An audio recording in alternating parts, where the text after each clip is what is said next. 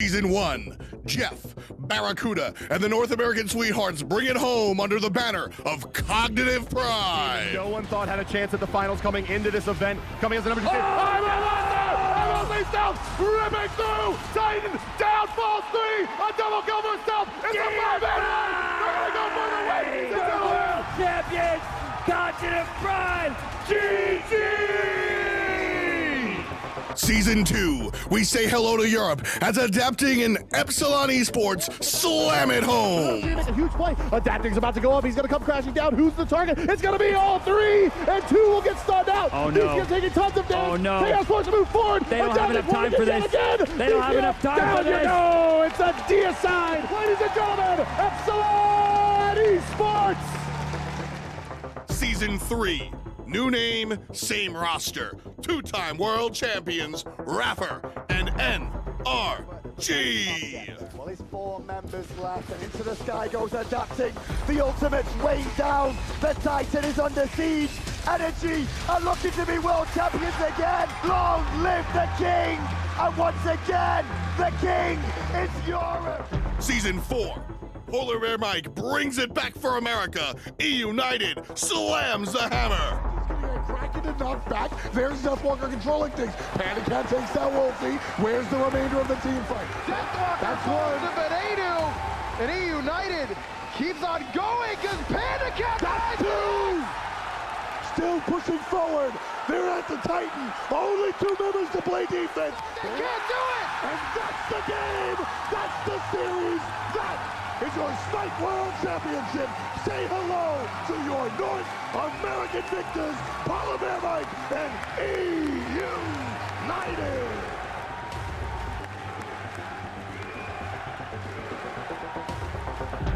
Season 5.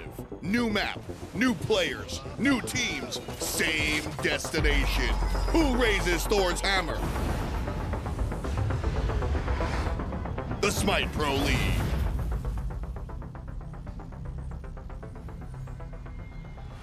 Good morning. Today's November 5th, and SPL's about to happen. My name's Tom Battinger, joined here by Aggro Ryan Bailey, as always. And today we have a new guest. We've got Justin McClanahan, J-Mac Tucker. Thank you for joining us. I'm surprised you got my name right the first time around. I actually had to read the lower third, but you've been a fantastic representation for the Collegiate League, and here you're going to join us for placement rounds as we get ready to set the table. DreamHack on the horizon.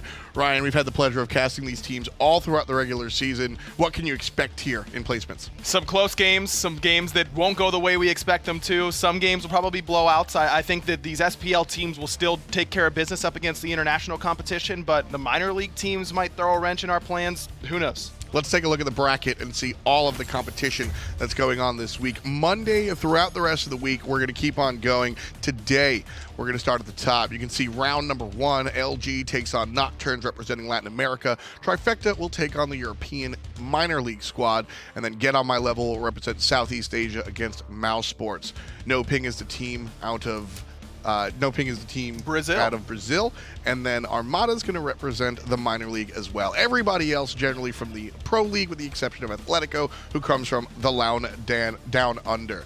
And so, as we said, this is how we set the table for the DreamHack, the finals, the Big Bang, and then you can actually join us there as well. You're going to want to pick up your tickets for DreamHack. That's coming up November 16th through the 18th, hi-rezexpo.com. Place to be on that weekend. Without a doubt, it's going to be the best event we've ever thrown at DreamHack. It's going to be a lot of fun. Going to be Paladins there as well. Smite Console World Championship, Paladins Console Wars, and of course, the after party on Sunday night. Oh, absolutely. That's going to be one to remember. J-Mac, you've been to a couple of Worlds, right? Yeah, this will be, I think, my 4th one now that I've been to. So always a good time, right?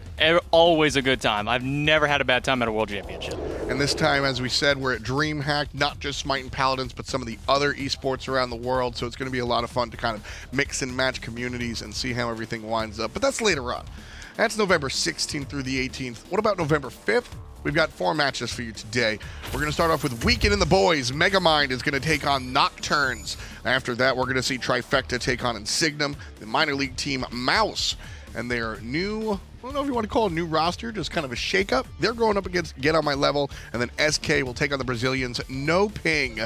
And I do want to point out NoPing right there real quick. We're so used to seeing Black Dragons. That's right. And in their individual region, they've been bested for once, and NoPing is going to come. And it's going to be a good matchup for them to try and make some noise, because SK Gaming has really had a rough year, not just rough split or last 2 splits, but all year long. They've won 1 set in the SPL. Now that's against the best competition in the world. European SPL is as tough as it gets, but at the same time, I really feel like this is NoPing's best chance to make some noise. It's very possible. It's very interesting watching the international teams go head-to-head against the North American teams. And we're going to sit down and talk to one of the North American teams right now, Clout, a.k.a. Vedium. He's standing by. We've got a word to say to him before the match. Thanks, guys. I'm here with Clout, the hunter for Luminosity Gaming. How are you feeling today? Pretty good. Here for some quick games. I got things to do, places to be. Well, he just flew in on Saturday. He's here playing on Monday. So obviously you got some stars on your team, specifically Weekend, the captain/streamer. But the real star of the team, Bobby, I want to talk about Inbowned, your support player. How has his transition been to your team? Pretty good, actually. When he tried out, my first thought was actually, like, his comms are really good. And I was surprised. I thought he was one of the better PC supports, even though he played on console. So it was really easy, really smooth, and he gets along with everyone. Stop that. He gets along with everyone, obviously, and it's been pretty easy, pretty smooth. Good chemistry, it looks like, from Luminosity. So online specifically, your performance is probably not up to your expectations, but now into the LeaaN, what is the identity that Luminosity is bringing to the LeaaN? I mean, yeah, we're just hoping not to lose. We're going to try our best because obviously... Good strategy. Yeah, we were like 1-21 or something, so that was pretty bad. Well, the last question I got to give you guys before I throw it to the desk is, obviously you guys are making it from your expectations, but who else is going to be joining you? I think this LeaaN, I expect Rival to do well, and CLG's been looking good in scrims, and I think Obey will come up in the losers bracket, obviously, because I have to repeat these guys. Yeah, I hope it ends up being us and then those 3, because I think those are good teams and they deserve success. Well, wise words from a.k.a. Vedium, formerly now known as Clout for Luminosity the Hunter. Back to you at the desk. Thanks a lot there, Anatoly, standing there next to Vedium, or Clout as he's known. J-Mac, you've had a lot of time to really watch these teams. What can you say about the level of confidence versus the realistic outcome for LG today? I think they have a pretty decent shot of making it through today against Nocturnes specifically. I mean, Nocturnes has had a history of being able to go up against these pro teams like we've seen in the past. I mean, they even took a game off Allegiance back in the day, a couple worlds back. So if any team has a chance to take down this Luminosity, I think it would be this Nocturnes matchup. You know, there's something similar about that Allegiance team that got beat by an international team here. Can you tell me what it is? Is it that they have the same haircuts? It's Weekend. Weekend was beat. Well, yeah, that's what I meant. Weekend was beat by the internationals. We'll see if it happens this time around. But Clout looking very comfortable, very confident out there. Also a little swole. He's been getting it done, I think. Yeah, Clout looking good, man. Yeah, he's like taco level of buff right now. No, he's not. Yeah, that's actually true. No, nobody's that close. But as far as his gameplay is concerned, he's looked lights out throughout the past entirety of the year. I think Clout has been one of the best performing LeaaN ADCs in all of Smite for years now. I mean, you think back to his Season 2 run with Enemy and how well he played with that team, consistently with Flashpoint during Season 3. I mean, he was a star player for them. I think Luminosity can lean pretty heavily on Clout and feel comfortable with that. That said, Nocturnes, the international team, they do have sort of an ace up their sleeve. The right side of the map is how they used to find their victories. Junglers Terra and solo laner Beltway looked really strong. Beltway now stepping away from the game, so I think that's going to be a speed bump, but something they can lean on is their jungler, Terra. He's been strong throughout the pretty much entirety of his performances at LeaaN, and today we've got Anatoly standing by to have a word with Terra, the jungler for Nocturnes. Thank you, guys. I'm here with Smitero, the jungler for Nocturns Gaming. How are you feeling today? Yeah, we are feeling confident about the games against Luminosity, and we think that we can win against them. So the first question I have to ask you here was yesterday, your game versus Loto Gaming. It was pretty easy from what it looked like. What allowed you guys to get such a victory? Well, they have 4 subs, they came just with one guy from the original team, so I think that was the main issue about the games yesterday. Some visa issues, unfortunately, for Loto Gaming. The next question I have to ask you, though, for the fans not familiar with you or your team, what kind of identity can they expect to see from you today? Well, I think that we are like a really meta team, and we like to play to take the most advantages that we can in the early game. And that's it, I think. Dominant performance yesterday, but the last question I have to ask you, outside of you guys making it to HRX, the other 3 spots, what teams are you expecting to join you? I think Mouse, Ove, and CLG. Wise words from Smitero, jungler for Nocturns Gaming. Back to you at the desk. Thanks a lot, Ansoli. Great job as always. And SmiteVOD there. For those that haven't watched every single LeaaN, I have to tell you, that's confidence from him. He looks a little kind of frazzled. That's him in the zone, and that's kind of how he approaches every LeaaN. Yeah, he's been here so many times and kind of been there, done that, and he's used to going up against the best teams in the entire world, because usually it's top 2 teams in NA and EU, top 3 teams maybe. Now this is his first chance to see what the bottom of the SPL looks like, and I think he should be feeling confident. This is a team that has tons of experience. That's a really, really, really big point. All of the conversation and the scuttlebutt around these international teams and how they do against North America and Europe and the gap between them, that's always, they're going first up against Energy. They're going first up against these world championship teams because that's the way the previous formats have been. Now they're going up against, I think, more relevant teams, and it might be a more even playing field. I think so. I mean, and watching the matchup yesterday against Loto Gaming, I mean, Nocturnes looked really well. Specifically, Smitero was on fire, had Mercury and Erlang Shen were the 2 gods that he got to play throughout the jungle, and it was a pretty rough match there for Loto Gaming. A little bit scary there. It was very quick, a 2-0 victory, letting Nocturnes take on LG, which is exactly what we're about to see. Game number 1. The Smite World Championship placements coming your way. Luminosity Gaming versus Nocturnes. We've got picks and bans on the way. You mentioned Mercury and Erlang Shen. Those are definitely 2 of the top picks that we're going to be seeing. Aggro, what else can you expect? I think it's going to be really focused on those gods. Mercury is really, really strong. Freya is one of those top gods you have to watch out for. I do think Baron is still really highly valued just because of his versatility. Yeah, I've really enjoyed watching Scary D kind of do what he's done on Baron, because Scary D, and I think that was a lot of fun for me watching a lot of the solo laners adapt to Baron, because Baron is very much a control mage, but so very different from those warriors that we're used to seeing in the solo lane. I mean, Baron, control is the big word for him, and he's one of those gods that flexes so well between support and solo lane, and going up against him in solo is one of the roughest things, because you give him that blue buff and he can just spam abilities all day long. All he has to do is just build his cooldown reduction, and it's just going to be a nightmare dealing with him. And the pull on his ultimate is so big too, because it's so easy to stack that Hysteria passive. I love this Morrigan ban here by Nocturnes early on. This is really looking at Kiki in the solo lane for Luminosity. This is a pocket pick for him, and one that he's done incredibly well with so far this year. And you want to take those really high variance picks that you probably aren't very well used to. I mean, how often does Nocturnes play against Morrigan solo? Yeah. Probably not that often, so I think that's a good pick to ban away. We've also seen Geno played in the middle lane very successfully. He even tried it when he was in the support position. Let's not talk about that. Yeah, we won't have. And we've even seen Weekend playing in the jungle once or twice. So just banning the Morrigan, I think, is important. But I want to highlight the Artio ban here, because that opens up the first selection, which will likely be Erlang Shen. Artio eats Erlang Shen for breakfast. It's going to be the Mercury, though.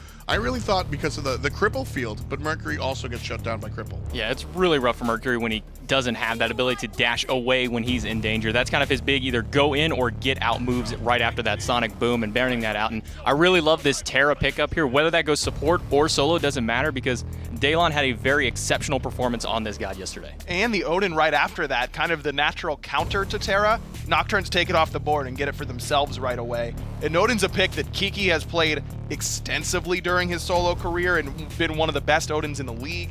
I think this is a great pickup for Nocturnes, but it does make me concerned that they have to draft very specifically from here on out. They need good follow-up to this Odin cage. They need a lot of damage, and they still need a little bit of control. Terra brings some, Odin brings very little, because you can still run around inside the Odin cage. They need CC and damage in just 3 picks. Was it a mistake for Nocturnes not to go for the Erlang Shen here, Ryan?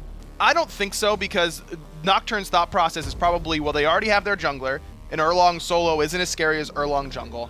And we have the Odin, which is already very good up against the Erlang, and now we take Puch, which is also good up against Erlang. At least when it comes to the healing, Puch can very much struggle if Erlang gets that front foot, though, Jing. And I really think that Puch is one of the better mages to pick up in here, especially now that his ult does go through that Odin cage. Previously, Odin was one of the hardest counters to an ally and an enemy opwash. It could not go through there with that ultimate, but now that they have that, that's a giant circle. You're locked in, taking all that damage.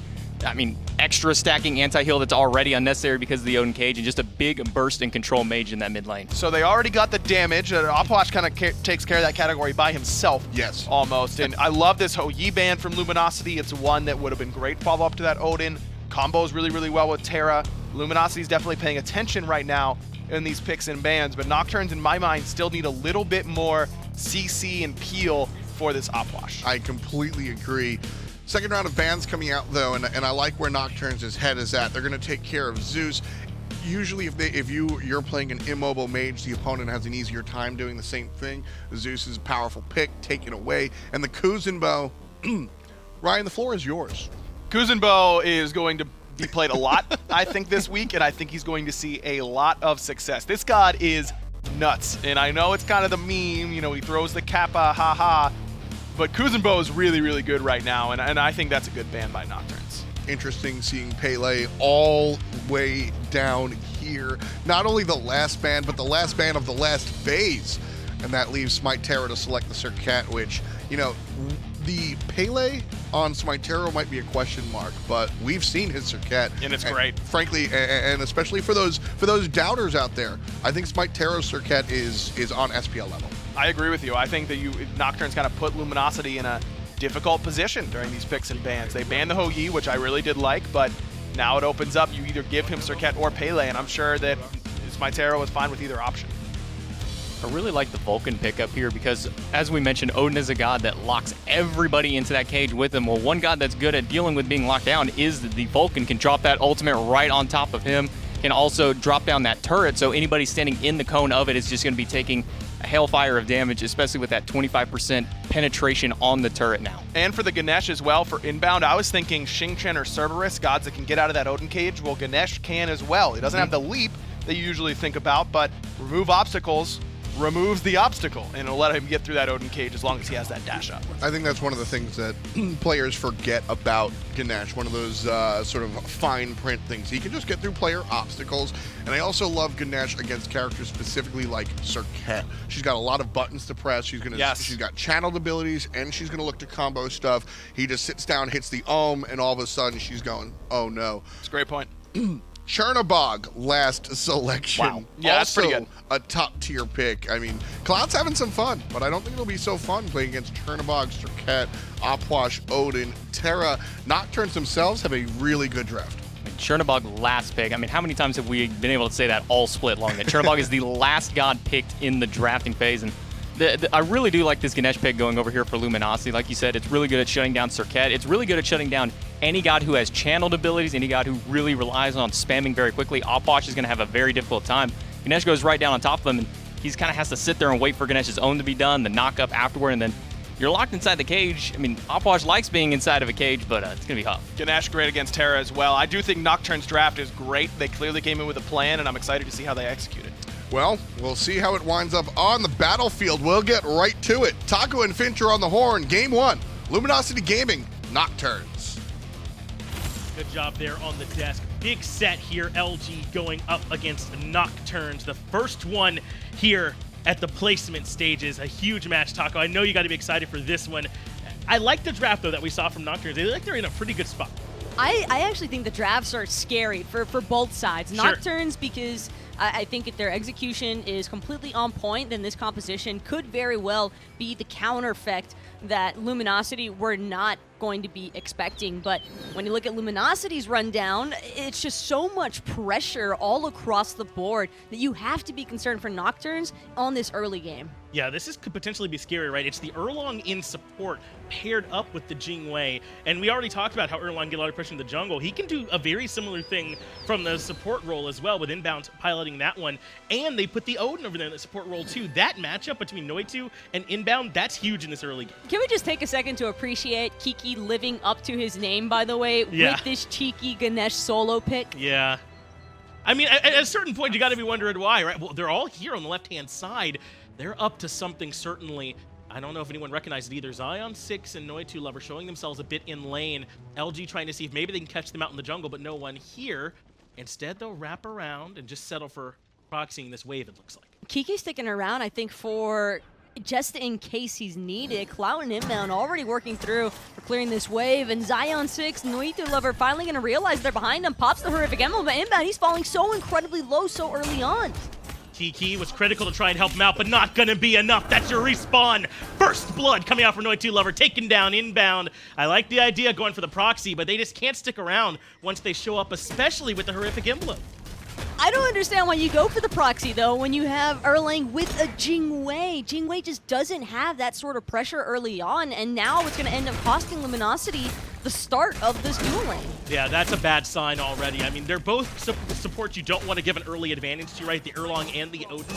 But now you've given it over to this Odin paired with the Chernobog, who, unlike the Jing Wei, can very much establish pressure here in this lane. This is going to be scary for LG already. Nocturnes showing up big. Inbound also with that Phantom first buy pickup, kind of forced into it because of the fact that he's Erlang against the Odin. So Noito probably expecting Erlang to not have a sprint to get away from the horrific. Just really smart thought process, I think, prior to the game ever even starting. Yeah, good recognition from Nocturnes on the left-hand side. And we just saw SmiteVOD had those beads forced out. He got caught out by Weaken there in the jungle. Let's go back real quick and take a look at how that first blood ended up happening. Remember, this is how Nocturnes got their initial lead, the respawn first blood coming at you. Noitulover, the horrific emblem is what really did it here, Taco. It just sealed the deal. Inbound was already so incredibly poked out from tanking up that entire creep wave. It's actually incredible that Clout didn't get caught up in that mayhem, but on the bright side for Luminosity, they won't end up losing their jungle buffs. Nocturne, sure, they might have found the first blood, but they weren't able to actually capitalize any further because there was another creep wave that they had to go take care of first. Right, they had to head right back into lane. So yes, it's a nice start for Nocturnes, but that's about all they got out of it was just that lead. It doesn't look like they're hugely out in front. In fact, experience still seems to be favoring Inbound and Cloud as they tick over to level 3 a little bit ahead of Noitulover and Zaionsix. So they shouldn't feel the repercussions of it too much more, right, Taco? Inbound already making tons of rotation. I think that's one of the main reasons why he hasn't fallen behind Noitulover despite that first blood. Kiki, though, in solo lane, probably not going to be the most aggressive solo lane of all time between Ganesha and Terra. Both of these Guardians, fairly low clear, and not really much kill opportunity for either side. And this is a really important matchup, not just because, you know, which one of these two Guardians is going to be able to rotate and get to their farm effectively, but because it's Daelon here. Remember, this is another area where they had a big change-up on this Nocturnes roster. This was usually Beltway for this team, right, when they were coming into LeaaN. And he and SmiteVOD, it really felt like were two of the front runners for that squad. They were so often the stars getting things done when they looked good. Can they make this same thing happen with Daelon in a matchup he probably doesn't practice much, the Terra-Ganesh matchup? It is a little bit of a heavier blow to not have Beltway, but I'm sure that SmiteVOD, with all of his experience against these North American international teams in general, is certainly going to help him guide his solo laner throughout this match. And more importantly, though, I just want to see when Daelon first chooses to make those impactful rotations. I think Earth and Fury on the Terra could be really crucial because Luminosity, they're not shying away from buff invades. They've already been alluding to the fact that they want to go for those as soon as the respawns start taking place. They've been aggressive. They picked aggressively, at least in terms of putting Inbound on this Erlang Shen and Weaken playing the Mercury, so you would certainly expect them to be trying to capitalize on it. They haven't had many chances outside of that initial attempt, but Inbound level 4 here for mid-Harpies with Noitulover joining them. We might end up seeing some sparks flying if anyone comes over to join, but Geno just pokes his head in, and that should be enough for Noito. Inbound hoping to get the clear. And it looks like Luminosity was successful in securing both of those left mid Harpies. Inbound probably thankful that Geno decided to show him a little bit of extra help. And Noitulover still sitting at level 4, and that's the important thing. Luminosity knows this Odin is prone to ticking at 5 any moment here. That's why Geno is being really careful about how he chooses to step up in the mid wave. And they both have Aegis too, Taco, to speak to your point, right? It's not, you know, a control-heavy Guardian over there like normal. It's that Odin cage. Once you're in it, the follow-up is what you're really worried about. So Aegis to sort of immune all that damage. But I gotta think that opens up a path for SmiteVOD to have a pretty nice here early game before everyone hits level 12 without having to worry about beats. That's the idea, but keep in mind, SmiteVOD also doesn't have a blink available, so it might be a little bit more difficult for him to work his way into the back line like most Serqets like to do. throughout this early game stage. In fact, we haven't really seen a lot of aggression anywhere, even though Luminosity is probably a little bit more favored in the early game, despite the first blood. I think because of the first blood, Luminosity realized that they kind of had to tone it back a bit. Yeah, if that was, sort of a heat check, like what can we do? What can we get away with? Can this work up against this Nocturne squad? Then Nocturnes answered, right? They're saying that we absolutely are capable of responding to stuff we don't always see. Make sure that if you're coming at us correctly, because they kind of pushed them back. Now LG have to make sure that if they do move into the jungle, if they do try and look for those invades, that it's 100% crisp, because Nocturnes will punish. SmiteVOD already stripping away Weekend's back RBs. Weekend going in for the aggressiveness, though. SmiteVOD gonna just go straight into the last breath, and now Weekend trapped inside of the Odin cage. The cage is perfect. Noitulover finds one more, and Weekend goes down. Now Inbound could be in a bad spot. Zaionsix removes him with a little bit of help from SmiteVOD. Now Kiki could use some backup. The rest of Nocturnes will fall back, and 2 more kills go the way of the LATAM representatives. You just have to look at the positioning from Noitulover. Recognizes that Weekend's special delivery was on cooldown because he grabbed that SmiteVOD, and without anybody to follow up on that Serqet pool, Weekend is just stranded in no man's land trying to get into the safety of his team, but that cage comes when you least expect it. The cage really was the big difference maker. I think also that Daelon was able to get off the Earth and Fury and hit a couple targets with it as well. You talked about it. Who was going to be making the more impactful rotations early on? And likely it will be the Terra if there's big team fights and not picks.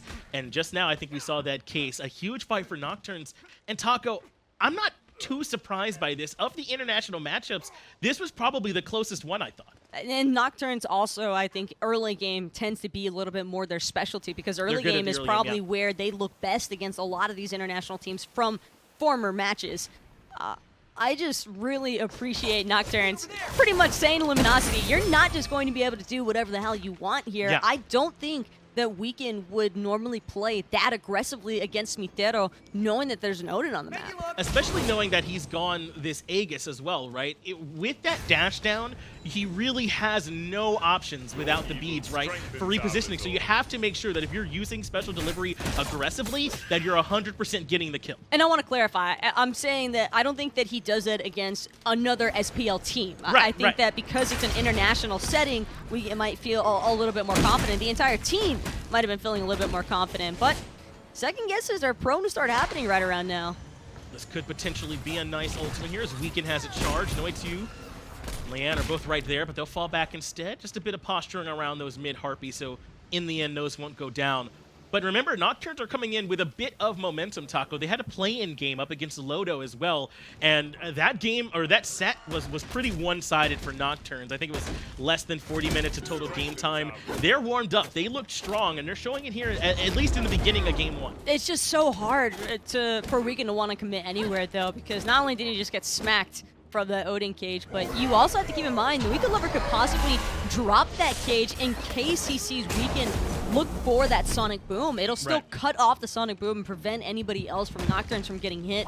As long as Nocturnes keep taking their fights in these tight jungle corridors, though, I feel like that might even be detrimental for Luminosity, because a lot of their initiation kind of relies around Weekend connecting with the sonic boom. Even the Terra monolith, we saw it. I believe it was, who was it, Jeff Himla who got it around the Gold Fury, right? I mean, there are definitely some ways you can get in the way of this Mercury, and now I think that's what make the Odin strong into him. Even Terra has some potential there with the walls as well. So Weekend's got to make sure he really is essentially perfect on getting his kid out, I think, to really facilitate for the rest of this team, at least until Kiki gets more involved. I think once Kiki comes in and kind of helps strip away some control, some movement, it should be a little bit easier. You're right. These have been a little bit more single target focused picks here from Nocturnes and Luminosity. Mild attempts, I think, towards ganks and rotations, but right around now is where the real action might start taking place. Noitulover getting poked out just a little bit there from Inbound. Nice turtle form, found the knockup, but nothing more is going to really come of it. No, they should be A-okay on that one. And Noitulover, I think, is okay with taking a little bit of extra poke in that situation too. Not just because of the tank. Odin with the shield as well can kind of shrug it off. So not bad as some autos get traded. Zaionsix does get knocked up. Clout winning the trade, dashing in aggressively. No root lands, everything off the mark. And yeah, that's enough for Zaionsix to fall back. Great placement, though, that persistent gust. As soon as Zion came out of the wall, he couldn't find the follow-up dash after the fact. That's why Clout wanted to go in there, but just not enough kill potential right away. SmiteVOD, though, looking for this Jing. Clout, low on mana, can actually just dash back into his tower, so he'll be safe and sound for now. Yeah, good call. It ended up being there for Clout, just to make sure you played that as safe as possible to not get caught out. But yeah, it's the persistent part of that gust that was the problem. If it's like, you know, just a fire and forget ability, you can jump in the wall, just immune it, nothing to worry about. But he didn't have any options on where to go afterwards for Zaionsix. He ends up a little bit hurt. Maybe it's Nocturnes considering trying to start something here. Daelon is rotated into this fight. Root does land onto 2. The silence is there to slow him down, but the wall catches Kiki out, but there is no immediate follow-up. I think Daelon just wanted to remind Luminosity that he's lurking, because for a second there, Weekend was poised as though he wanted to go in with the Sonic Boom. That's the threat a Mercury can pose for any team, despite having solid counter initiation there on Nocturne's side of things. You never want to get caught off guard by the Sonic Boom. Not at all. And so far, Nocturnes are doing their best to try and act as a deterrent on it. I like this, though, from Kiki. He went to the Shogun's second item, so he does need some magic defense to help in the matchup. But also, that aura's got to be nice with the Mercury, the Erlang, and the Jing. Team mentality, as always. That's what you come to expect of a lot of solo laners, especially one like Kiki, who has always been the go-to in terms of utility and unconventional picks, because sometimes those janky picks can end up being the main reason why a team fight goes well for Luminosity. Yeah, when Luminosity was looking hot towards the start of Fall Split, it was largely based around Kiki and his Morrigan play, which I think we saw Nocturnes ban away, showing they certainly were doing some of their homework. So Kiki plays stuff that you don't always see, and he also does it very, very well. So if he's picking up this Ganesha, I promise it's not something he just is doing on a whim. They have had some success with this pick, and they're trusting Kiki to bring it here. And talking about the picks, looking across the board, no real drastic leads favoring either side. There's a small gold and slight experience lead for Nocturnes here, but not one that's going to be significant enough to impact the overall outcome of the game. Luminosity still have more than enough fighting opportunities throughout this match, I think, that they can set up for themselves. And I do really respect SmiteVOD, though, for successfully stripping away these back harpies from Weekend time and time again. I think that's the primary reason why Weekend hasn't pulled ahead of him just yet, because the farm with Golden Blade Mercury is absurd. It's so good, isn't it? That's about the only thing, though, are those harpies that they've been able to strip out. Yes, you know, Nocturnes have that 3-kill advantage, but they haven't been able to translate that into like red buff invades or something we see a lot, right? Or into even a Gold Fury attempt or anything like that. And because of it, yes, they have the lead from the kills themselves, you know, maybe some push advantage, and like you said, stealing those harpies. But that's about it, really. Nocturnes have not pulled away from LG in any meaningful way. LG can certainly still fight into this. It is a little bit scary, though, for Luminosity when you consider that so far all 3 of the kills that Nocturnes have acquired have been the direct result of Luminosity's failed initiations. It's just Nocturnes' counter play that's impressive so far. This time it's Nocturnes initiating. SmiteVOD goes aggressively for Weekend. The jump is there to follow up, and the cage. Earth and Fury hits them both as well. Ultimate over the top, but LeaaN finds Inbound. He's the first one to fall. SmiteVOD is very low, but somehow juking around for his life. He has to wait for the Army Pillars to go down. He makes it out, but a 3-man Sonic Boom comes through. Not enough. It's Kiki who falls. It just took too much time. No one from Luminosity wanted to come any closer to Nocturnes because they were inside of that Odin cage, even with SmiteVOD being trapped. And now Weekend got a little bit too greedy on the run, but the tick is going to do it. LeaaN finding the final blow onto Weekend. I'm telling you, man, SmiteVOD is the guy for this team. I know he's 0-0-5, but somehow surviving in that last engagement, the Cobra's kiss around the corner to make sure Weekend can't get that cleanup kill as well. When he's playing well, this is what I'm talking about when I say I like this Nocturnes team. They just look strong. But it all comes down to the vision. Look at that sentry ward right above the Pyromancer. Yeah. Every single corridor there that Weekend would have tried to take to find SmiteVOD cut off, so he was spotted out from the get-go, and Nocturnes, you just have to appreciate they're playing some good Smite right now. They absolutely are, and I think the problem is that, you mentioned it earlier, right? LG can't find their team fight yet. They can't chain or connect their abilities together the way that they want. Like, Geno is forced to use his ultimate early on because he gets trapped in the cage. He's trying to use it to stop them from aggressing on him and Weekend, right? They can't connect the abilities in the team fights the way they want. By the way, that felt like a diversion to begin with. All Noito was doing was just pushing Geno and Weekend back, speaking of, just one more time, Noitulover, a little bit unfortunate though, does force the Phantom from inbound, so there is a positive in this. Gold Fury though already down to half health. If Luminosity want to act, they've got to go now. Oh, I love this confidence from Nocturnes. Weekend on the back end. Ultimate comes out. It hits Zaionsix, removed from the game. Inbound to the next one in trouble, stuck inside the crypts. SmiteVOD gets the kill. Weekend only hits Noitu in the back with the Sonic Boom ultimate, so not much more there, but it's Clout who's frontlining, has to use the Aegis and the Beads and just barely gets out. Daelon still trying to push forward for more. SmiteVOD recognizes that Luminosity might want to be falling back here, and it's going to end up being a hard reset for both sides. Nocturne's kind of lucking out also, or excuse me, Luminosity lucking out that Zaionsix seemed to just forget there was a Vulcan ult coming right at him, because the Earthshaker was pretty heavily telegraphed for a minute there, and he just did not seem like he was interested in moving outside of that circle to focus on the kills in front of him. Yeah, that was curious, wasn't it? I mean, you got 3 options there. Walk out, I think he even had Aegis or Dash, you know, if he had any of those up, it certainly could have helped him to reposition, but unfortunately Zaionsix gets punished. And there's a lot going on in those fights, so you can lose track of some things, so it's good for NotGeno to at least be able to find that and keep it 1-for-1. But how about Nocturne through these first 16 minutes? This game is by no means over, and LG are a very confident team and can certainly come back, but so far they've been impressive. Luminosity are just struggling, I think, with all of the heavy crowd control coming out of Nocturnes. You've got slows from the Outwash, taunts out of SmiteVOD. Daelon has monoliths and walls that can cut off certain avenues. Same thing for Noito. He's got a slow and a cage to keep everybody confined to the same space. It's fairly problematic for Luminosity's composition. This might have been a little bit too much from Lumi to play into the Odin. Yeah, let's go back and take a look one more time. Maybe we can get a little bit more information about how Zaionsix ends up dropping the INAP instant replay. Going to give us another look at it. Geno just recognizing, I think he thought they were still on gold, sends out the ultimate, and Zaionsix really just wasn't able to make his way out of there. Zaionsix just trapped for a second there, but it's no worries in the end. Nocturne still, I think, coming out on top there. And this Erlang has not had the success that I think Luminosity were originally intending. Erlang known for his early game aggression and how well he can bully a duo lane. And I just feel like we've never really had a chance to see that happen. Yeah, you definitely have to go back to that first blood that ended up dropping, and that probably put a damper on their plans. If they could have got that proxy, that would have definitely been nice. But take a look at this. Kiki's had to pick up a second Phantom now, Tonko. LG completely respecting this Odin, and I think they're right. Noitulover has been great with these cages. I think that Phantom came because of how well Nocturnes have been playing with this Odin. I don't think that this is a pickup that Kiki would have gone for if it were the other way around and Luminosity were the ones leading 7-1. Yeah, I think you're right, and they've recognized that this cage has been a problem. They got to slow it down. Noitu isn't going to jump in onto anyone just yet. LG are posturing nearby, but they fall back. Nocturne's perhaps considering starting up this Gold Fury, which they've already done once. Are they going to pull it again? Well, it seems like it. They understand that Weekend's got the Sonic Boom they could bring from way downtown. Nice cage, going to keep people locked out for the moment. Kiki will be using his Phantom one more time as SmiteVOD.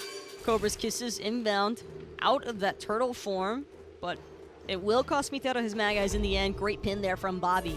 But you got to feel good about this if you're LG. They force out 2 ultimates to give up very little. Daelon forced to use the Earth and Fury, but now Zaionsix able to group up with Noitu to look for Kiki. Good Aegis to immune the ultimate, but everybody low. Clout finds Noitu. Zaionsix finds inbound. Kiki drops as well a bloodbath as Weekend locks down SmiteVOD to make it 2 for 2. The first good fight that Luminosity has had all game, and it could not have come at a better moment. 2 for 2 exchange so far, but Zaionsix practically out of it already. He's just so incredibly low. Daelon's had a chance to come back in now, will stun out Weekend, and I thought that Luminosity were going to be able to make a grab for that Gold Fury, but doesn't seem like they feel all that comfortable going for it. I think Daelon and teleporting back in, I believe is how he got back in, is what really changed it, come back in full HP. But what LG did a good job there that time was baiting Nocturnes to get a lot of stuff on cooldown. The Empty the Crypts came out and the Cage, and without that, LG were able to really surge in on the backside. Having the double Phantom, I think, is going to make a pretty serious impact here, because Weekend, for once, didn't have to worry about that Odin Cage on the Sonic Boom. Got a little bit unlucky there to not find any crits up against Zaionsix in those autos, but picking up SmiteVOD is not exactly a bad trade-out. Weekend is okay all day long, just putting these autos in. Once Daelon has the dash, he should be A-okay.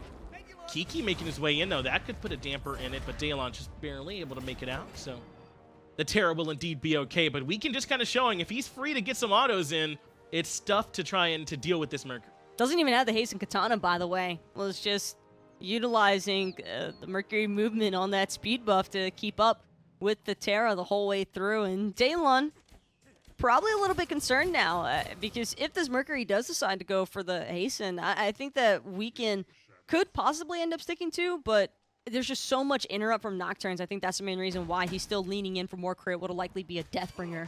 Yeah, no reason not to go for it. There's not really much built in a way to slow down that crit. At this point, they've all committed to their relics as well. So yeah, lean into it Weekend at this point and try and find those big swings. But Nocturnes can still feel good about this. They still have a nice gold lead if we can take a look at the charts as well. They're right around that 3,000 mark, a same mark for experience.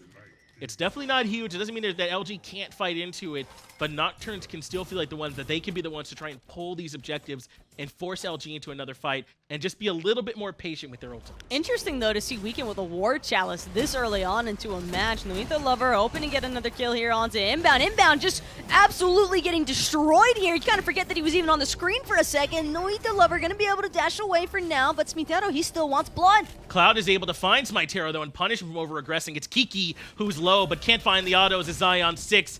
Daelon wants to come in and rectify the situation, but the Ohm is just too good. Kiki avoids the walls as well and makes his way out of there. That means it's 1-for-1 support for jungle, and the Gold Fury still standing. I think LG are okay with treading water for now.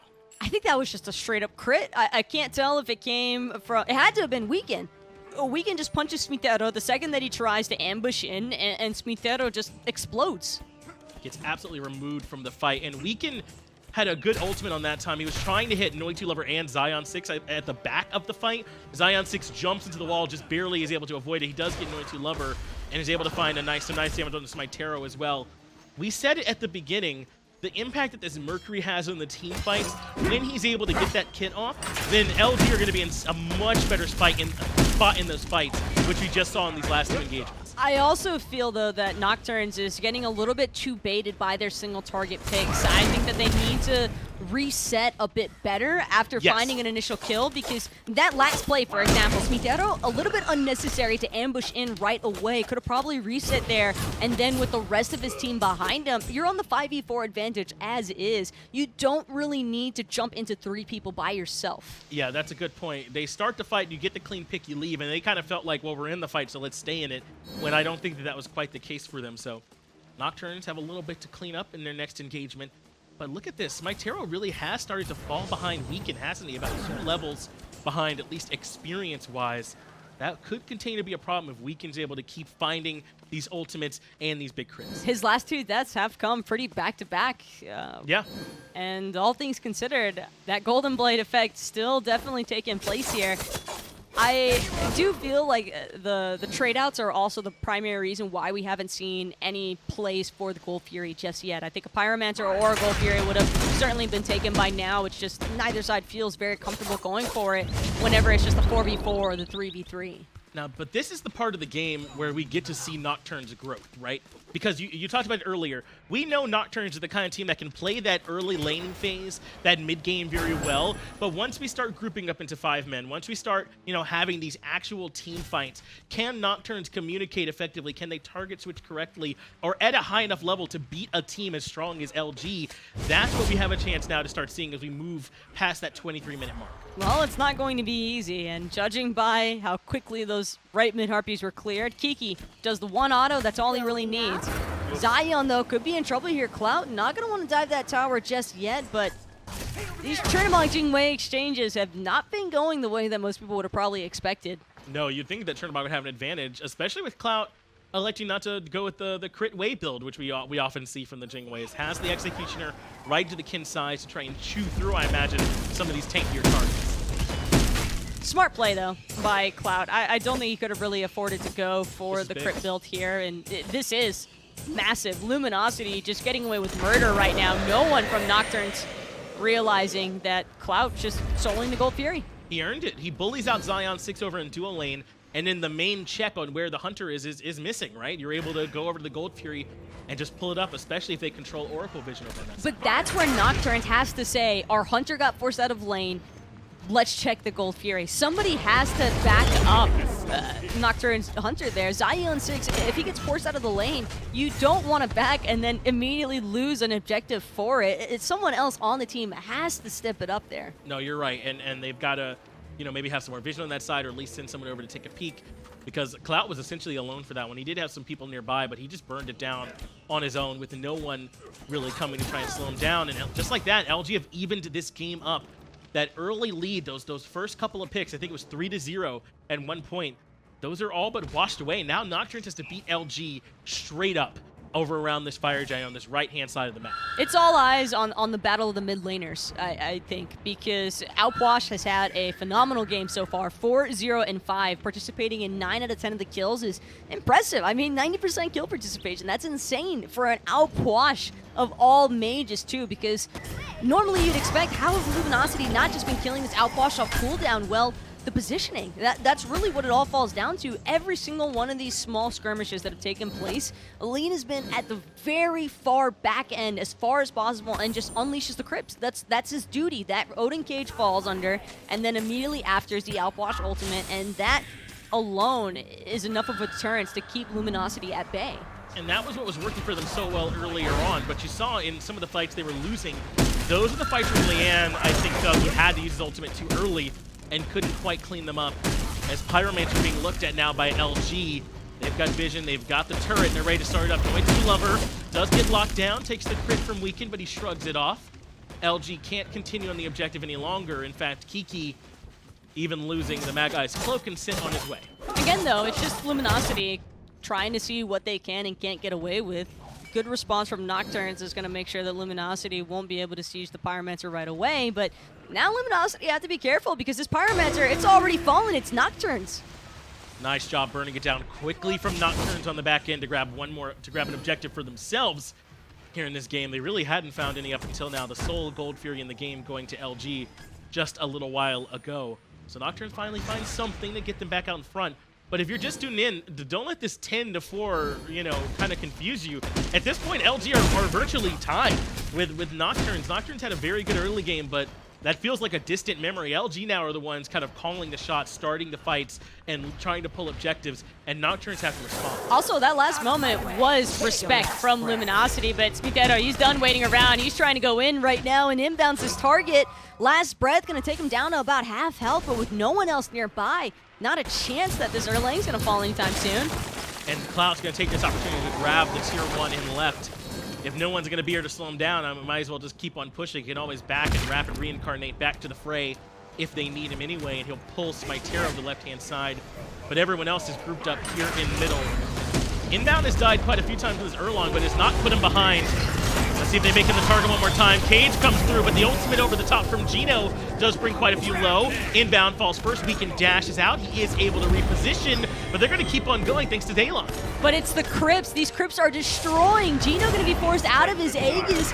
Will get away from the bird bomb just in time here, and the Terra root, and now Nocturnes, they're making the siege down the mid lane. That crypts, unleashing the crypts every single time. LeaaN has been destroying all of Luminosity's initiation. That's right. If I've been following along with how well Weaken executes for LG's success, it's for LeaaN, the mid laner for Nocturnes, for their success, and how well this Outwash does in fights.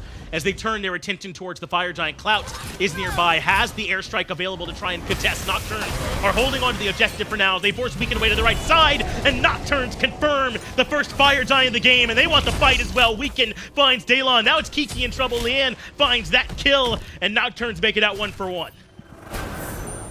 One bright spot in all of that disaster for Luminosity is the fact that they were able to take down the solo Terra. Terra having that Fire Giant would have been horrible to deal with underneath these Phoenix sieges once it eventually led to that point. Yeah. So it's a worthwhile trade-out. Kiki's life for Daelon. I think that Luminosity are content with that, but losing the Fire Giant to begin with is a completely different story. And again, it's like it's them winning that fight in middle lane, and it was the Odin cage right to lock out too. Like you said, LeaaN doing a good job finding the damage, and Clout not being there. Clout still hadn't made it to the fight from that left side push. It does look like LG are going to be able to find the Gold Fury on the back side of this to at least answer back. But now they're going to have to try and switch gears. Nocturnes could very well start pushing into siege mode And this siege could potentially be difficult. I mean, do you want to go up against an Outwash in a siege in either direction? He's so difficult to try and defend against. I'd rather deal with him on the aggressive front, though, as opposed to the defensive front. Sure. Because Outwash, clearing waves time and time again underneath those Phoenixes can be so frustrating to deal with. And I think that Luminosity have probably showed a couple of signs of frustration as is dealing with this Outwash Odin combination.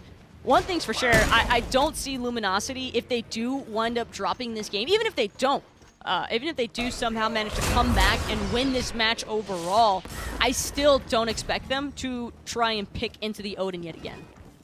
This Odin has been a big difference maker, and Noitulover's played it well. 2-1 and 8 so far. This Tier 1 tower is a foregone conclusion. No reason 30 minutes in for LG to come forward and defend it. SmiteVOD is actually very far forward, looking for the flank on the back side. He's got Weekend forcing him back out, so instead they'll focus on to Inbound. Ultimate charge on the back side, but they want to take down this Tier 2, and LG are giving it up.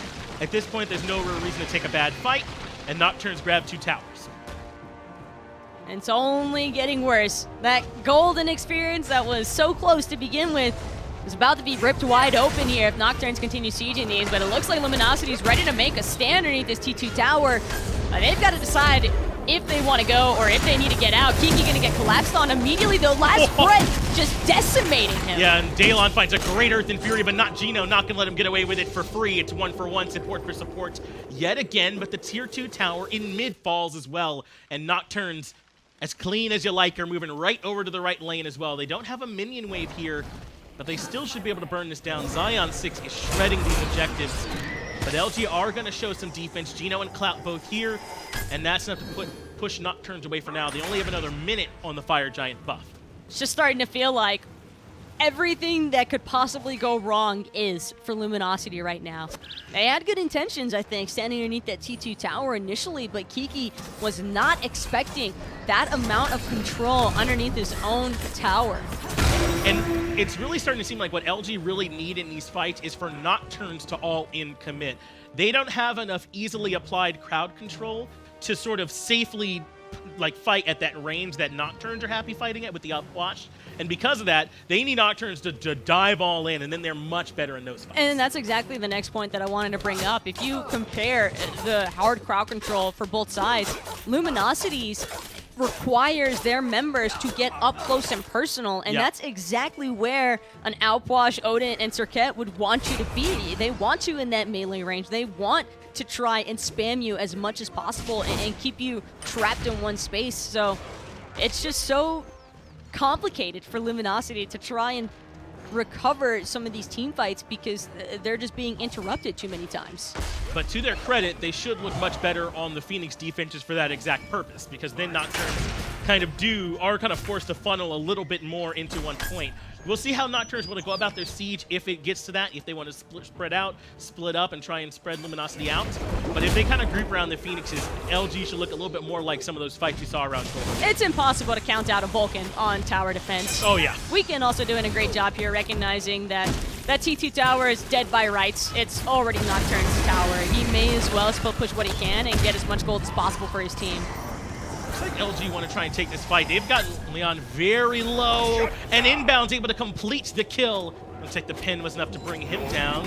Daelon has to blink to try and reposition, but it's LG who are on the aggressive. Weekend making the long trek over from dual lane as well to try and cut someone off. But LG forced them out, and with Fire Giant about to spawn, this could be a huge play for them without the Upwash, the key member for Nocturnes all game long. That was fantastic, by the way, from Kiki. He knew that he had the advantage there, and Noitulover getting control, the buy-in down in the backline. Clout just doing everything in his power to finish this one off, but SmiteVOD is actually going to be the one getting caught out now from Weekend. He couldn't defend it. He goes in to try and make the steal and ends up giving away his life. LG now have the Fire Giant. All mistakes can be forgiven if you're able to make plays like this, and now the chance for LG to even things back out. They can actually go right to left if they want to force down that Phoenix. There's a wave there, but they want to grab the Tier 1 and Tier 2 in mid as well. Only 3 for Nocturnes up. It's the greed. Nocturnes knew that that Fire Giant was wearing off, and they still pushed for that T2 tower, and Luminosity let them have it, but they knew how far up Nocturnes were, and they took the fight.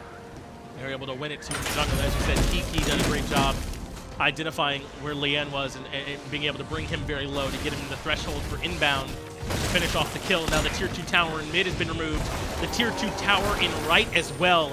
And this game, once again, all evened up, maybe even a little bit favoring LG in terms of gold. But this late into the game, it won't make that big of a difference. These two teams are so even. It feels like it comes down to who has the FG at the time and which one of those two members we're watching, Weekend and LeaaN, can execute a little bit cleaner in these fights. Well, we were just talking about Puch on the defensive. Now we'll get a chance to see it in action because there are no T2 towers left standing here, Finch. It's all about the Phoenix play from this point forward. And Luminosity, I feel like, are really going to have to be extremely careful around these Phoenixes because they don't have the greatest front line of all time to try and absorb the blows from Nocturne. So if Kiki and Inbound aren't careful with staggering each other's initiations, I could very easily see both of them just getting trounced. And that has been an issue for them. We've seen those two get picked off several times. They are 11 of the 13 deaths, you know, which I think you're probably okay with. Your frontliners being the one taking the brunt of the damage. But in the siege situation, it could potentially be a problem if they aren't getting enough out of those deaths, right? If they're not at least getting a pick or two or getting a Phoenix for them, then they're going to have a hard time sieging in, especially against an Puch. What I really want to see is the upgraded Horrific from Noitulover. I think he's been sitting on this T2 Horrific for entirely too long, and without a single sprint on Luminosity side, that's a guaranteed forced relic out of the carries from Luminosity if they want to avoid the effects of the Horrific. Certainly something Noitulover should consider. Not the only one with some interesting upgraded relics, though. Both Kiki and Inbound have elected to upgrade those Phantoms as well, which we very often see so strong, which you're able to get them up to that second level. But LG haven't really made any pushes so far with their FG. But yeah, this Phantom is damage mitigation, I believe, is applicable after you upgrade the relic, and having two of them, it's pretty much better than having a shell, which, by the way, Inbound also has an upgraded shell. So a lot of tankiness, I think, that's definitely going to start impacting how some of these team fights have been shaken up. See if they can get them to good use. So just saying, we hadn't seen LG make much of a push with their Fire Giant. They're going to come in for the last minute of it on the left side, Phoenix, and give that one a try. The one furthest away from the Fire Giant, the big-time objective. Mad Guy's Cloak is stripped. That free CC immunity no longer available for Inbound, as Nocturnes are going to show a full defense. It's Weekend and SmiteVOD alone in right. Weekend just wants to fight, though. SmiteVOD knows that he's got to create some space. Cage coming out on the other end of things, though, as Clout looking to run away, but gets caught inside of the Vicious Barrage Crystallized Curses. This is good, though. They got the Cage and the Empty the Crypts out from Nocturnes and the Aegis from LeaaN, who had to avoid the big Earthshaker ultimate coming out from Geno. SmiteVOD trying to force the ultimate from Weekend, but he won't bite and leave his team, trust his team in the 4v4 and left. He's just forcing them back. Zion will get knocked up with consistent gusts. Clout trying to do what he can to put poke where he can. Kiki, though, getting rooted out, and Luminosity, they're just not able to breach this base. They can't find their way in, and Fire Giant buff's falling off anyway, Taco. So they're going to have to fall back, but SmiteVOD might have a chance for a good wraparound. No, he gives up on this one, not going to be able to make it there in time. Instead, rejoins the team. In about a minute or so, this fight's going to transition from that siege defense to that jungle fight around the Fire Giant, I imagine. I'm not entirely sold on Weekend grouping up for the team fight just yet, though. I kind of like him splitting the map and going towards that right side Phoenix to split push because it poses a threat to Nocturnes and it forces the 4v4 engagement on the left-hand side, but it is concerning because I almost feel like Weekend isn't really going to be able to get anything done as long as it's SmiteVOD playing defense. That's true. It is going to be hard for him to get past this Serqet. But this is feels like almost like a toss-up, though. But which one has the bigger impact in the team fight? I feel like it might be Weekend with the Sonic Boom. So maybe Nocturnes are okay with not having to worry about that Mercury in the actual team fight. And that's where my confliction comes into play, because if Weekend groups up with this team, though, and he tries to go in, what's to stop Nocturnes from just burning everything onto the Mercury? Because I also think that that would be another factor that comes into play. I think that Weekend is definitely a high priority target. Same for Geno and Clout. They all have targets on their backs right now. Got to make sure they're careful, as it's LG who have the Fire Giant started up. SmiteVOD actually not even here for the defense. Fire Giant down to about half HP. Now Nocturnes are trying to force their way in, but the Fire Giant's already very low. Down below a quarter, the Earthshaker comes through, and Luminosity grab the objective. Daelon is low as well. Nocturnes are nearby, but they couldn't find their way in. I don't think Nocturnes are too upset about that one, though. That hesitation to commit onto the Fire Giant fight came because they just saw how successful their base defense is against Luminosity's composition. And I think that when you're in the same shoes as Nocturnes, you're going to have to make those split-second decisions of, do we commit to the Fire Giant? I think if Nocturnes went for the fight, they wipe, and Luminosity wins this game. They made the call to back off. If they saw an opening, they'd have taken it, but it did not present itself.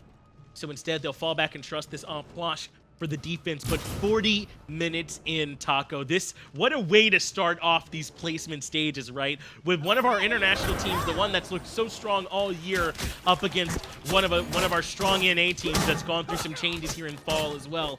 And so far, Nocturnes are hanging with them, but can they complete the job? Or our LG, is their experience going to shine through here in this late game? This kill count is definitely deceiving as to all the action that has taken place in this game. There's just been so much resetting and running away at the perfect moments or last-minute escapes that I think we could very easily see a 25-25 scoreboard had it not been for all of those last-minute getaways. Yeah, these teams both are showing each other the due respect. Dharmic Pillars come out early on. That's big damage on the Noitulover. He has to fall back. LeaaN as well. The junglers are in right lane, so it's a 4v4 on the left side. NotGeno has to use beads. Good poke coming out, but it's Weekend in trouble. He loses the 1v1 to Terra, and now LG have got to run for the hills. It's a 5v4. They don't want anything left to do with this.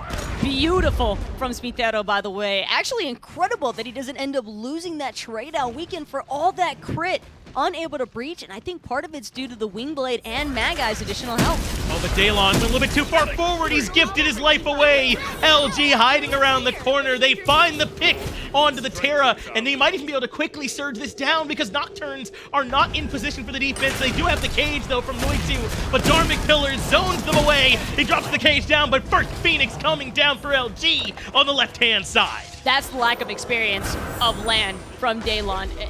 Any other player would have told you do not leave the base by yourself after a team has just disengaged. It's almost considered suicide, but I can somewhat understand why he felt comfortable at moving that far up the lane. I am surprised though, because SmiteVOD might fall victim to the same fate. He is making the exact same mistake. Big damage coming out from Clout. The Explosive Boyd's Poison Star doing a lot of work for him. Geno can't find the Magma Bomb. But this could be a big problem for Nocturnes. Just barely makes it out. Toss to Serqet. And what was a big hero play for them on the right-hand side, taking down Weekend and giving them the 5v4 power play instead becomes Daelon gifting away a kill of his own. It's 4v4, and now LG can stay on this side of the map. And that's the problem, is that once you take one Phoenix, you're constantly forcing the enemy team to keep that in the back of their minds. No matter what, if Nocturnes decides to try and play defense on the mid side or on the right-hand Phoenix, they still have to constantly worry about the fire creeps pouring in from that left-hand side. And that could put them at a disadvantage in the team fight. Well, that's exactly why they're sending Weekend over to that left side lane to keep those minions pushed up and to keep the focus of Nocturnes split. It's been SmiteVOD so far who's had the responsibility of dealing with Weekend, but can he also clear the minions effectively as well as win the 1v1 as the Shaker does force the Aegis out from LeaaN. Inbound goes in aggressively, but he's taking quite a bit of poke. A good cage locks everyone down, and Zaionsix finds Inbound. Now Weekend with nowhere to go. The Phantom gets to him, so he is able to reposition, and Nocturnes again defend the base. Surprised that Zaionsix used that ultimate, though, prior to backing and getting a little bit more health. Solid mid lane Phoenix defense, though, because Nocturnes, I don't even think they took a scratch on that mid side Phoenix. It was a really good job. Inbound, we talked about this earlier, right? He's not quite tanky enough, it feels like, to go in that long by himself. The cage prevented Weekend from ripping through the fight the way he wanted. It was a great fight for him. Wait a second, look at how long Inbound is dead. That's another thing we haven't really had a chance to discuss. These respawn timers are really starting to add up. The later on this match goes, the worse it's going to get. And having to sit out for this long, it's not problematic, of course, because Inbound was a team with Fire Giant trying to siege and no one else died on Luminosity, but you start adding up a couple of deaths, 1, 2, 3 members falling, and that could be Nocturne's opening to try and siege a Phoenix of their own. And how important is this game one, Taco, right? I mean, for Nocturnes, they're coming here, I think, as the clear underdogs of this matchup. I think it's the closest one between SPL and International, but still the underdogs. To be able to come out and score a first hit like this early on would do wonders for their confidence. On the other side, if LG can hold on and show even if they lose the early game, they can still win. It's big for them as Fire Giant down below half health. Garmin Killers to zone everyone away. LG secure the objective again. Noitulover jumps in. The ultimate's there as well. And big time crits, and Clout takes down the Odin. Clout and Geno gonna get trapped inside that Crips ultimate though from the Puch, but I doubt they really mind all that much. Noitulover out for a solid minute here, and this is prime time for Luminosity to try and re-siege this left-hand Phoenix and the mid Phoenix. And you can see it on their faces down there, Taco. There's some frustration in how they handle this late game up against LG. They've been able to do these defenses well, but they don't know where to take the fights. Inbound, forcing his way in. SmiteVOD drops down the ultimate, but he's so low, he gets away from the ultimate, but LeaaN is the one who ends up paying for it. Weaken rips through with the Sonic Boom and takes him out. Clout finds Zaionsix, only 2 members alive. LG want to start barreling down to the mid-Phoenix. And again, Finch, it all goes back for me to that play on the left-hand side. Daelon pushing too far up without any ward vision and losing that left-hand Phoenix. Really started to break things apart. Daelon, though, now trying to make up for it. They might have lost the mid-Phoenix, but left has respawn. Weekend gonna bring down Daelon just as quickly as he came out of base. Oh, and I think this just might be it, Taco. It's only SmiteVOD who's alive to try and defend up against 4. LG were losing throughout the entirety of the early and mid game, but late they brought it back. 40+ minutes up against Nocturnes, and LG are the first ones on the board. Just a couple of small moments throughout that game that Luminosity capitalized on and just ran away with it. That first Fire Giant siege, for example, when Weekend was split pushing and it was just a raw 4v4 engagement for Nocturnes and Luminosity, and Lumi just didn't hesitate. They went all in on that Fire Giant, and Nocturnes still, I feel like they aren't completely experienced yet with how to handle playing from ahead or behind, because North American and European teams, whenever they're behind, they're not scared to still look for an objective. They still look to pressure you actively, and I think that was the big difference for me between these two teams. And I think what we saw here was what we're referring to when we say experience. I know it sounds like one of those cliches or one of those sort of catch-all phrases, but that's what happened. There were so many small mistakes LG were able to capitalize on that Nocturnes made. Daelon and his death, they stuck around too long on that tier 2 tower siege over in solo lane, right? And that's where that initial Fire Giant for LG came from. They made these sort of critical mistakes that LG were able to slowly fight their way back in because of. Rather unfortunate and a little bit heartbreaking there for Nocturnes also. I think that they were really feeling that match at the very start, and to lose it right about halfway through can be devastating, but I'm curious to see how they bounce back in game 2. It's a 3-game set. They still have a chance. Let's get it back over to the desk so they can break it down. Thanks a lot for the call, John. Thanks a lot for the call, Taco. And here we are on the desk, ready to break this one down. And wow, LATAM looked really, really strong. I liked what we were looking at from Nocturnes from the beginning. They looked great. I mean, they punished Luminosity for making a boneheaded decision to try and proxy between Tier 1 and Tier 2 when you know you aren't having Sprint because you have to go Phantom, and you know the enemy support is likely going Horrific because it's one of the best relics in the game right now for supports. Inbound gets behind, and he got punished all game long. We are literally one match into a week-long tournament, and I hope that we don't see Erlang support for Luminosity again. Yeah, it was a rough one. Let's take a look at the post-game stats presented to you by Axis Replay. Inbound just, not able to do it. 1, 8, and 7. I don't think those numbers really dictate what went wrong for him. And Ryan, I'll ask you to dive into that in a moment. But one of the numbers that do dictate what went right for them, I think, is Clout. 5, 0, and 7 looked really strong. I mean, Clout all game long was just, I'm just going to sit over here in this dual lane. I'm just going to do what I need to get my team to the late game. Split pushing constantly. That Tier 1 fell very early in the game, Tier 2 shortly afterward. And then as soon as it came to the team fighting stage, Clout was there ready to go. Got them 3 Fire Giants, was able, really the big thing for them. Yeah, Clout was kind of the stabilization moment for Luminosity. I mean, you look at where LG is down, 3,000 gold at one point. I think that's where Nocturnes really needed to push their lead and really do something, but instead, Clout just gets to free farm duo. He solos a Gold Fury. I mean, Clout kind of was the calming factor, I think, for Luminosity. That Gold Fury was, if not the turning point of the, I think it was the prelude to the turning point of the game for sure, where we had just seen Nocturnes go for the Gold Fury, and they had a bad Puch ult, and so they knew they had to leave, and Clout just kind of walks over and goes, hey, the party's over? Well, I'm taking this with me, and walks out with the enemy team's wallet while nobody's looking. So he picks up the Gold Fury for that. That puts him and his team in a position to go go ahead and make the plays that, again, Clout winds up doing himself and then largely puts his team in the position to win. I think that's really the big staple of this matchup here is LG had the objective play. I mean, early it was 10-4 was the scoreline at one point, but they never got anything off of it. Nocturnes had never gotten an objective. They had, the botched Gold Fury, and Luminosity afterward came back. They got 3 Fire Giants. They got multiple Pyromancers, Gold Furies. Objective play was 100% in Luminosity's favor. And that's SPL level experience, is understanding the game at the highest level, but it's also Nocturnes just kind of dropping the ball. I mean, the casters harped on it, and for good reason. Daelon walking up the lane after a failed Fire Giant or Phoenix Siege. It really sets Nocturnes behind the 8 ball. SmiteVOD played phenomenally on the Serqet. I don't see that Luminosity is going to give him Serqet again. I mean, he solos Weaken on the right hand, Phoenix Siege on the defense. He played really, really well. I also do want to give some shout-outs to Geno because we were concerned about how well he was going to play in his first LeaaN, in the new role. He played lights out on that Vulcan.